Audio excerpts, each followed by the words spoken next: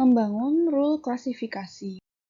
Metode langsung mengekstrak rule langsung dari data. Contohnya, Reaper, CN2, Holtest 1R. Metode tidak langsung mengekstrak rule dari model klasifikasi lain. Contohnya decision tree, neural networks, dan lainnya. Contohnya di sini C4.5 rules. Metode langsung atau sequential covering. Mulai dari rule kosong, kembangkan rule menggunakan fungsi learn one rule, kemudian hapus training records yang dicakup oleh rule. Ulangi langkah 2 dan 3 sampai kriteria berhenti terpenuhi. Ini adalah bagaimana contoh sequential covering. Yang pertama ini kita lihat data originalnya seperti ini. Kemudian pada step 1 kita cover plus di sebelah sini. Step 2 kita ubah menjadi R1 yang plus di tengah-tengah ini, plus di sebelah kanan kita cover kembali. Pada step 3 setelah kita cover yang di sebelah kanan ini kita ubah menjadi R2, lalu kita cover yang di sebelah kiri plusnya. Untuk pengembangan rule ada dua strategi umum. Strategi yang pertama adalah general to specific. Strategi yang kedua adalah specific to general. Foil information gain adalah first order inductive learner atau algoritma pembelajaran berbasis rule awal.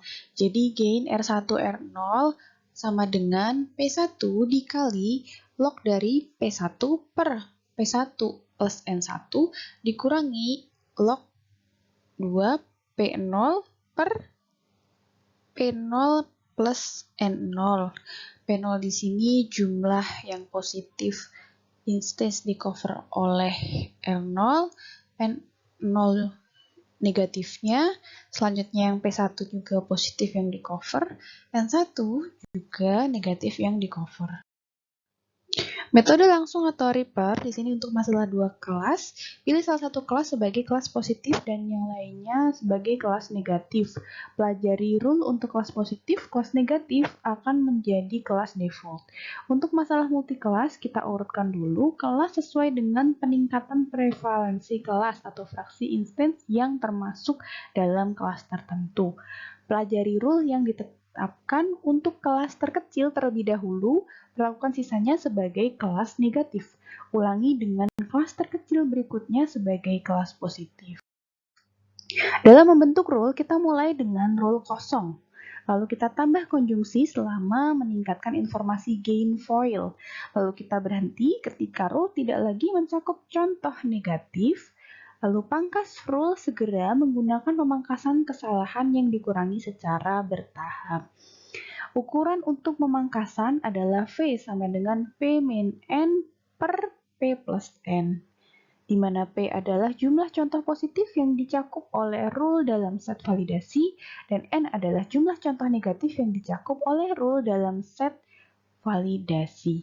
Metode pruning itu menghapus urutan terakhir dari kondisi yang memaksimalkan V. Dalam membangun set rule, kita gunakan algoritma sequential covering, di mana menemukan rule terbaik yang mencakup rangkaian contoh positif saat ini. Hilangkan contoh positif dan negatif yang dicakup oleh rule.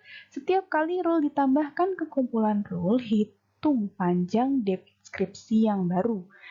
Berhenti menambahkan rule baru ketika panjang deskripsi baru D bit lebih panjang dari panjang deskripsi terkecil yang diperoleh sejauh ini. Kita optimalkan kumpulan rule, caranya dengan satu untuk setiap rule R dalam himpunan rule R besar, kita pertimbangkan dua rule alternatif, rule penggantian atau R bintang dan rule revisi atau R aksen. Bandingkan rule yang ditetapkan untuk rule R dengan rule yang ditetapkan untuk R bintang, dan R aksen. Pilih set rule yang meminimalkan prinsip MDL. Kita ulangi pembuatan rule dan mengoptimalkan rule untuk contoh positif yang tersisa. Metode tidak langsung. Di sini ada diagram ya. P terpisah menjadi no, menjadi lalu Q, yes menjadi R, lalu Q menjadi minus dan menjadi plus, di mana minusnya sebagai no. Pada R terpisah menjadi no dan yes, di mana no menjadi plus, sedangkan yes menjadi Q yang terpisah lagi menjadi no itu minus, yes itu plus. Ini adalah rule setnya R1 minus R2 plus R3 plus R4 minus R5 plus. Ekstrak rule dari pohon keputusan atau decision tree yang tidak dipangkas. Untuk memperoleh setiap rule R adalah A, maka Y. Pertimbangan rule alternatif R aksen, A aksen, maka Y, di mana A aksen diperoleh dengan menghapus salah satu konjungsi di A. Kita bandingkan tingkat kesalahan pesimistis untuk R terhadap semua R aksen. Kita pangkas jika salah satu rule alternatif memiliki tingkat kesalahan pesimistis yang lebih rendah. Ulangi sampai kita tidak bisa lagi memperbaiki kesalahan generalisasi. Metode tidak langsung menerapkan order subset rule, di mana pengurutan kelas yang lebih dipilih daripada ordered rule. Jadi setiap subset adalah kumpulan rule dengan konsekuensi rule yang sama dalam kelas tersebut. Hitung panjang deskripsi setiap subset. Panjang deskripsi sama dengan L, kesalahan atau error, dan G plus GL, model. G adalah parameter yang memperhitungkan keberadaan atribut redundan dalam set rule. Nilai default sama dengan 0,5. Di sini adalah contoh dari metode tidak langsung. Ini C4.5 versus C4.5 rules versus Reaper. Ini contohnya. Kelebihan rule-based classifier memiliki karakteristik yang sangat mirip dengan decision tree. Sangat ekspresif seperti decision tree, mudah diinterpretasikan, kinerja sebanding dengan decision tree. Kelebihannya lebih cocok untuk menangani kelas yang tidak seimbang, kekurangannya lebih sulit untuk menangani nilai yang hilang di set pengujian.